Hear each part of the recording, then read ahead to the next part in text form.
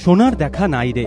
উত্তরপ্রদেশের উন্নায় ডড়িয়াখেরায় সোনার স্বপ্ন ভেঙে চুরমার। টানা 11 দিন খোঁড়াখুড়ি করে সোনার বদলে মিলল কিছু পেরেক। তাহলে এত খোঁড়াখুড়ি করে লাভটা কি হলো? এতে কি কেন্দ্রের ভূমিকা নিয়ে প্রশ্ন উঠে গেল না? মূল্যবৃদ্ধি থেকে 2G কয়লা, একের পর এক কেলেঙ্কারি। ইউপিএ 2 প্রথম থেকেই বেশ চাপে।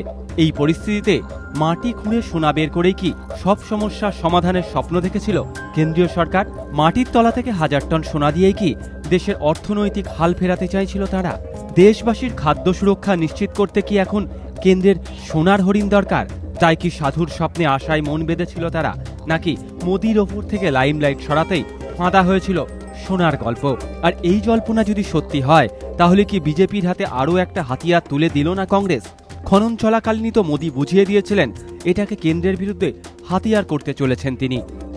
आज पूरी दुनिया हमारी मजाक उड़ा रही है। किसी को सपना आया और दिल्ली की सरकार 1000 टन सोना खोजने के लिए खुदाई करने में आज लग पड़ी है। কংগ্রেস কিংবা কেন্দ্র বলতেই পারে সাধুর স্বপ্ন নয়। জিএসআই এর রিপোর্ট অনুযায়ী প্রত্নতাত্ত্বিক নিদর্শনের সন্ধানেই খনন কাজ শুরু করেছিল আর্কিওলজিক্যাল সার্ভে অফ ইন্ডিয়া।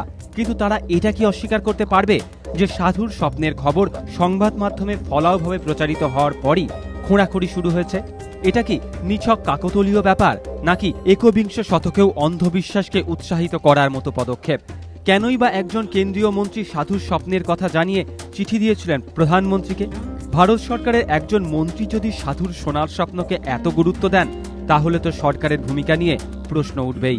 আর সেই প্রশ্ন যে শুধু বিজ্ঞানমনস্ক সাধারণ মানুষ কিংবা বিরোধীরা তুলছেন তা নয়, খোঁড়াখুড়ি যৌক্তিকতা নিয়ে প্রশ্ন উঠছে সরকারের মধ্যে থেকেই।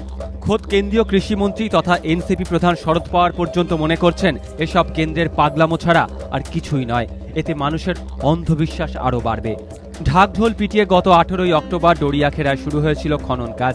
টানা 11 দিন ধরে প্রায় 16 ফুট গর্ত খুঁড়ে দেখা গেল সাধুর স্বপ্নভঙ্গ হয়েছে। মাটির তলায় 1000 টন সোনা তো দূরস্থ, 1 আনা সোনাও নেই। মাটি খুঁড়ে মিলল কিছু পেরেক আর ভাঙা মাটির বাসন। দেশের বিভিন্ন জায়গায় পেঁয়াজ সেঞ্চুরি হাঁকাচ্ছে, মধ্যবিত্তের চোখে জল। এই পরিস্থিতিতে ডড়িয়াখেরায় সোনার স্বপ্নে বিভোর কেন্দ্রীয় সরকারের ভূমিকা প্রশ্নের মুখে। রসিকতা করে অনেকে বলছেন সোনার বদলে যদি 1000 টন পেঁয়াজও মিলত তাহলেও হতো। এবিপি আনন্দ।